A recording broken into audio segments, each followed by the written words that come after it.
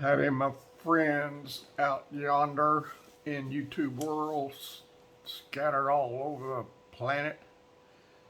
Hey, as we read through the Bible together in 2023, we pick up in Jeremiah this evening, chapter 46. And y'all, everything I had cooked is all gone. So that means I gotta cook some more.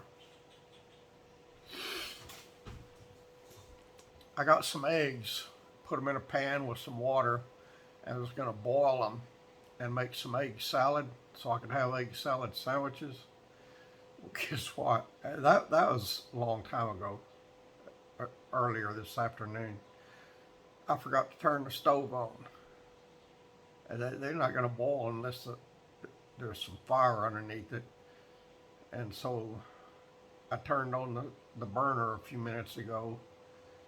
And then I remembered I needed to do this evening video, so the burner's still on, but I got it turned down pretty low. I'll kind of keep my eye on it and try to read fast and get done here. All right, here we go, y'all. If y'all want an egg salad sandwich, come on over in an hour or two. Chapter 46 of Jeremiah.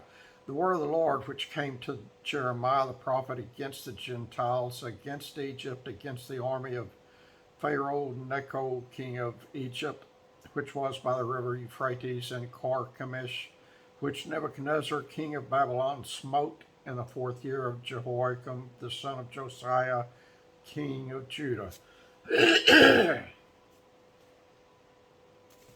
I got my throat and my voice fixed after this morning's video. I don't know what's the matter with it this morning. It didn't sound like me, and I couldn't get it cleared for some reason.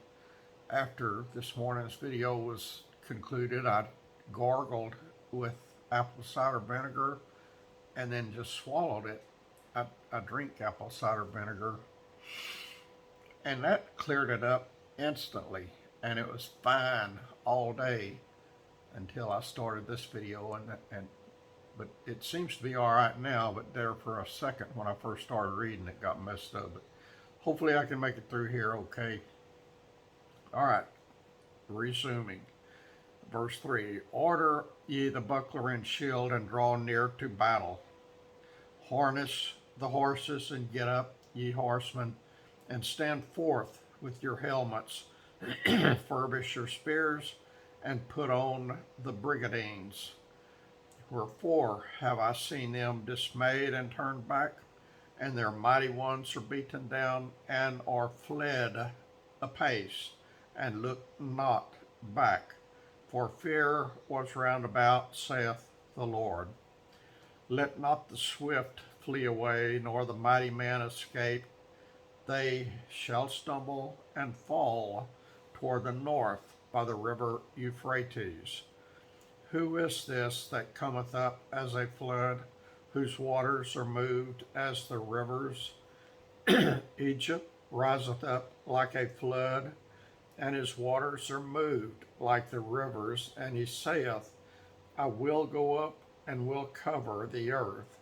I will destroy the city of the inhabitants thereof. Come up, ye horses, and rage, ye chariots, and let the mighty men come forth, the Ethiopians and the Libyans that handle the shield, and the Lydians that handle and bend the bow. For this is the day of the Lord God of hosts, a day of vengeance, that he may avenge himself of his adversaries, and the sword shall devour, and it shall be satiate and made drunk with their blood. For the Lord God of hosts hath a sacrifice in the north country by the river Euphrates. Go up unto Gilead, and take balm, O virgin, the daughter of Egypt. In vain shalt thou use many medicines, for thou shalt not be cured. The nations have heard of thy shame, and thy cry hath filled the land. For the mighty man hath stumbled against the mighty, and they are fallen both together. The word that the Lord spake to Jeremiah the prophet, how Nebuchadnezzar, king of Babylon, should come and smite the land of Egypt. Declare ye in Egypt, and publish in Migdol, and publish in Noph, and in Tahpanhes, or something like that. Say ye, stand fast and prepare thee, for the sword shall devour round about thee. Why are thy valiant men swept away? They stood not, because the Lord did drive them. He made many to fall, yea, one upon another, and they said, Arise, and let us go again to our own people and to the land of our nativity from the oppressing sword. They did cry there, Pharaoh king of Egypt is but a noise, he hath passed the time appointed. As I live, saith the king, whose name is the Lord of hosts, surely as Tabor is among the mountains, and Carmel by the sea, so shall he come.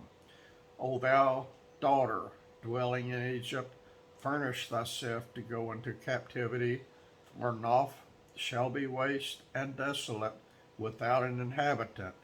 Egypt is like a very fair heifer, but destruction cometh. It cometh out of the north. Also her hired men are in the midst of her, like fatted bullocks, for they are also turned back, and are fled away together, and did not stand, because the day of their calamity was come upon them, and the time of their visitation. The voice thereof shall go like a serpent, for they shall march with an army, and come against her with axes and hewers of wood. They shall cut down her forest, saith the Lord, though it cannot be searched, because they are more than the grasshoppers, and are innumerable. The daughter of Egypt shall be confounded, she shall be delivered into the hand of the people of the north. The Lord of hosts, the God of Israel, saith, Behold, I will punish the multitude of No and Pharaoh and Egypt with their gods and their kings, even Pharaoh, and all of them that trust in him. And I will deliver them into the hand of those that seek their lives, and into the hand of Nebuchadnezzar, king of Babylon, and into the hand of his servants. And afterward it shall be inhabited as in the days of old, saith the Lord. But fear not, thou, O my servant Jacob, and be not dismayed, O Israel, for behold, I will save thee from afar off, and thy seed from the land of their captivity, and Jacob shall return, and be in rest and at ease, and none shall make him afraid. Fear thou not, O Jacob, my servant, saith the Lord, for I am with thee, for I will make a full end of all the nations whither I have driven thee, but I will not make a full end of thee, but correct thee in measure, yet will I not leave thee wholly unpunished. Y'all hang on just a second while I check that. We just finished chapter 46. And I'll be back shortly with 47.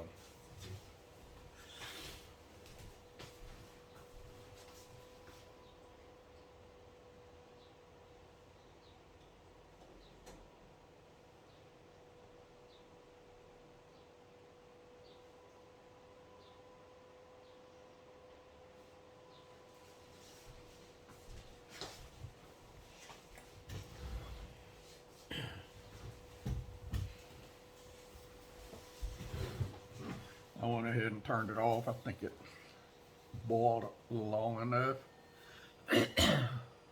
Yeah, we've been on here 10 minutes. We're doing good.